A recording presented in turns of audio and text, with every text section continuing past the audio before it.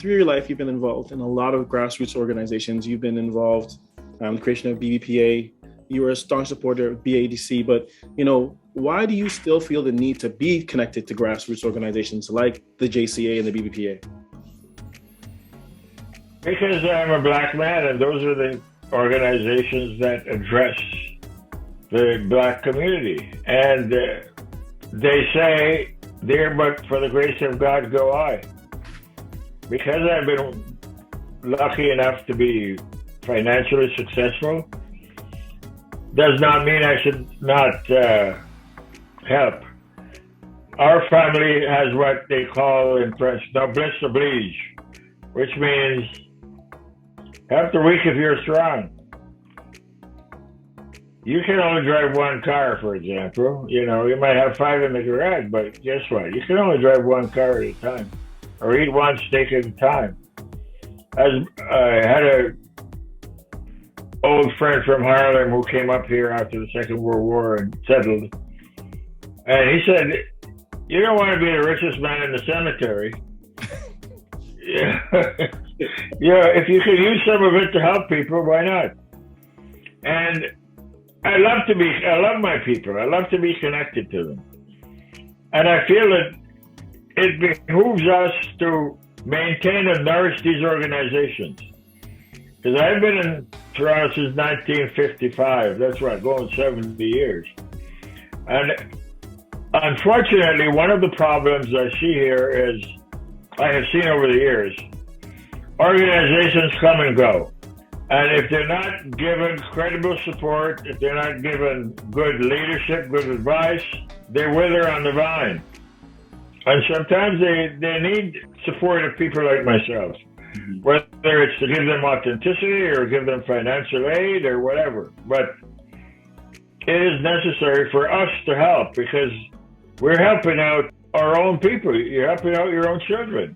When you give respectability to the community, you're giving it to your kids. It helps to stop the cops from stopping them at will when something like bad see. To let them know, hey, there will be a day of reckoning. You can't do this with impunity. There's an accountability here. And we have to maintain that accountability and sustain the people who can't help themselves. As we speak right now, I'm supporting a breakfast program at my old high school in Jamaica for 60 kids. Every morning, they get breakfast. I have for the past 4 years, I've been sponsoring a soccer team at Regent Park for under 12, for kids 12 and under. These are kids who have never had a uniform or sweatpants with their name Regent Park on it. And guess what? They won the competition. They were unbeaten for the year. Nice. The BBPA, I figured we needed an organization, if nothing else, where black people can come together and support each other. Even if it's just jawboning about your problems. And look where it is today. I was noticing it's at the headline of the Caribbean Camera today. Yeah. And it's gone some 39 or 40 years, right across the country. When you get an award from that organization, the Harry Jerome Award, it's considered a Nobel Prize for black people in this country, which makes me feel very proud that it was started with the help of others, of course. But I brought it in the forefront, and here it is today. I mean, that brings up something that I thought about was, what was that first meeting like? When you sent the letter out to everybody, you guys met at down Road. This was the genesis of this. So what was it like being in that meeting?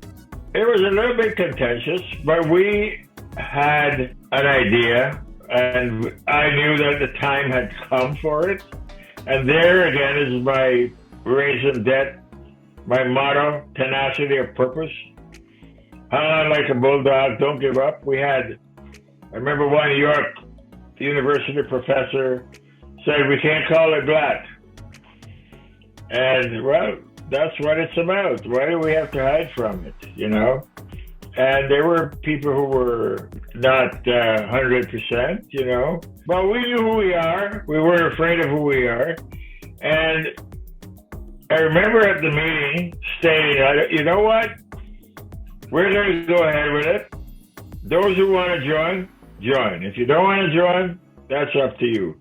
But we're not going to give up. We're going to emphasize tenacity of purpose. Arabian vibration.